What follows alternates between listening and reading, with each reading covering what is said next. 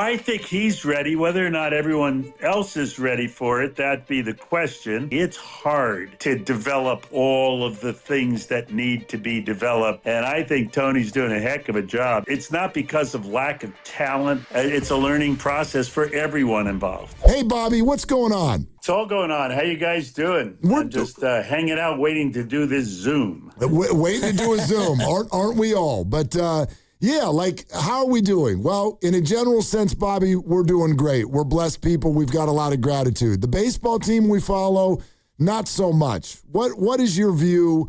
And I know that you and Zach Manassian and family are very tight, so thinking that maybe you've got a view on this. What's your view on what's going on with this baseball team?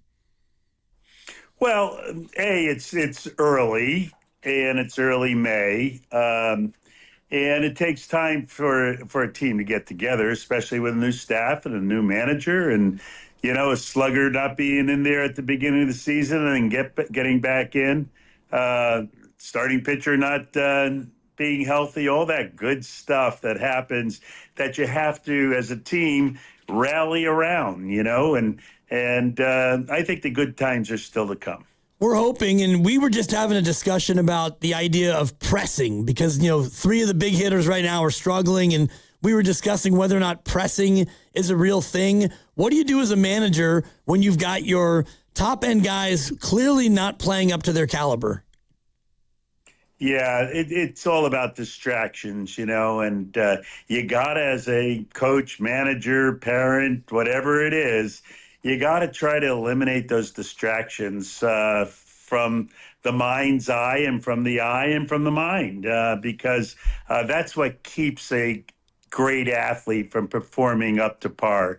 And who knows what it is? It's expectations sometimes injuries, sometimes something that's going on in their personal life. They're real humans. They're not machines. So, the distractions, and maybe even trying, that old term, trying to do too much. That means trying to do too much is they're thinking about doing it before they do it. What you got to do is just do it. And that's why that slogan says, just do it. I like that. Bobby, I got a few Tony Vitello questions for you. First, just simply what is your perspective with regard to the challenge of coming straight from college to do this and the readiness for it? Oh, I think he's ready. Whether or not everyone else is ready for it, that'd be the question.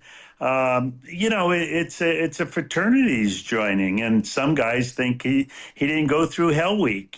Some think that he doesn't have the right stripes, and that's people in uniform and outside of uniform. And what Tony is doing and what he has to continue to do, is build that support staff, get those disciples speaking his gospel, making sure guys are hearing stuff in stereo, not just from one voice, but from multiple voices.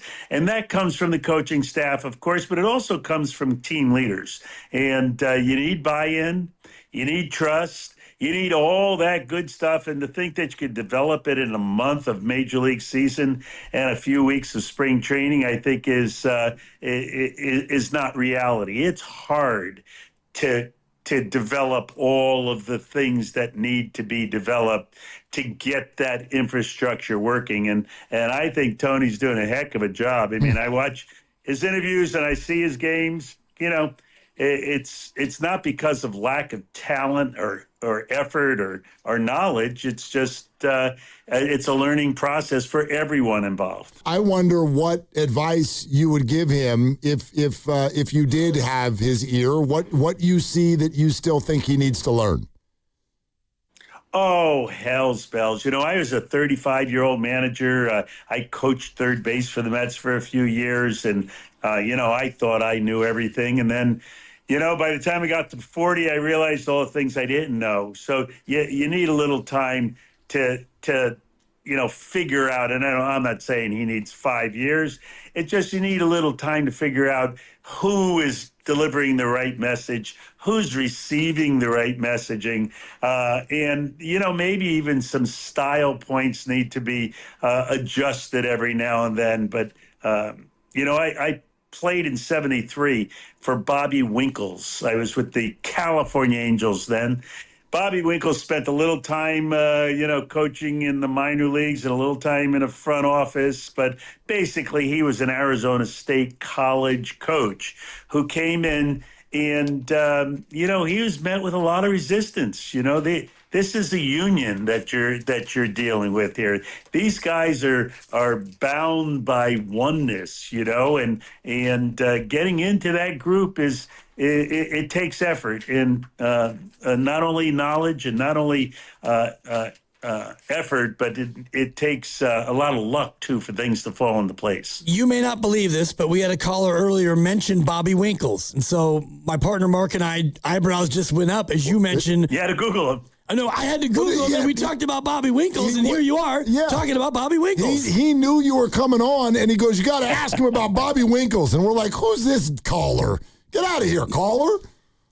Yeah, and let me just give you this. I was a 23-year-old guy, and he came from college, and I spent some time in college. I didn't play ball in college, but I was in college. I was in that world that he was coming from, and I loved the dude. I thought he was, as good as it gets. But I can't say that was the majority of the players on the team. They didn't give him a chance, especially the older players. They didn't give him a chance at all. And Tony has bigger stripes, but not necessarily bigger stripes, because Bobby Winkles won that World Series in college too, and he knew his stuff. Tony knows his stuff. It's just getting the word out. It's getting the flock to believe, and you don't really know until it's over whether or not you're believing in the right thing. It's kind of like religion, huh? You don't really know, but you got to get them to believe, and that's a chore. Amy mentioned earlier that it's early still, and the Giants off to a rough start. When is it no longer considered in your mind to be early still? Well, it just depends on the competition. It depends on what you see, the health of your team. You look at the Cleveland Indians last year, they were about 15, 16 games out in the middle of August. Now, that's too late, of course. But, you're still evaluating your team. You're still evaluating the competition.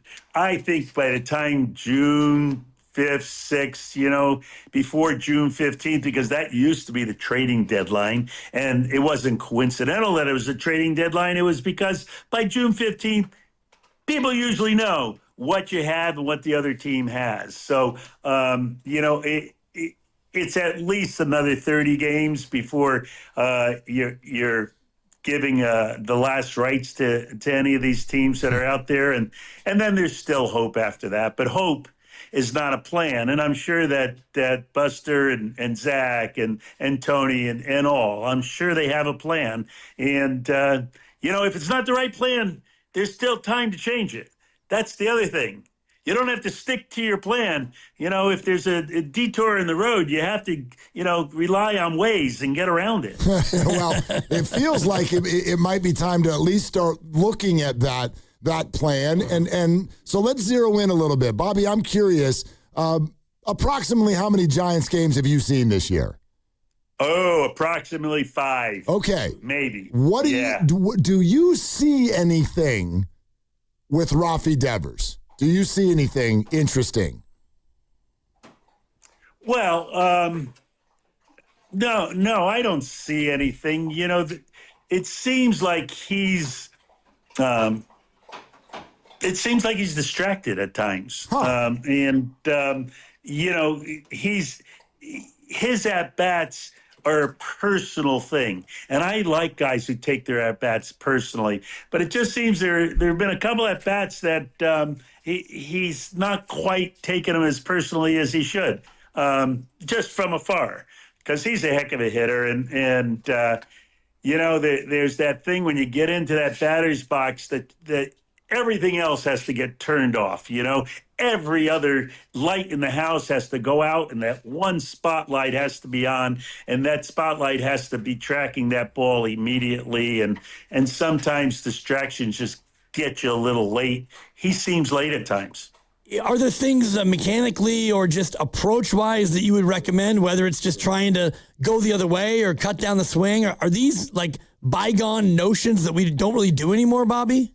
I'm one of those guys, going the other way and cutting down the swing are kind of the same thing. And that just means you're picking the ball up a little deeper and you're not swinging any shorter. It's just you're making contact with a little quicker in the swing plane, so it doesn't look like as big a swing as when you're swinging out in front of the plate. But I don't believe it's mechanical.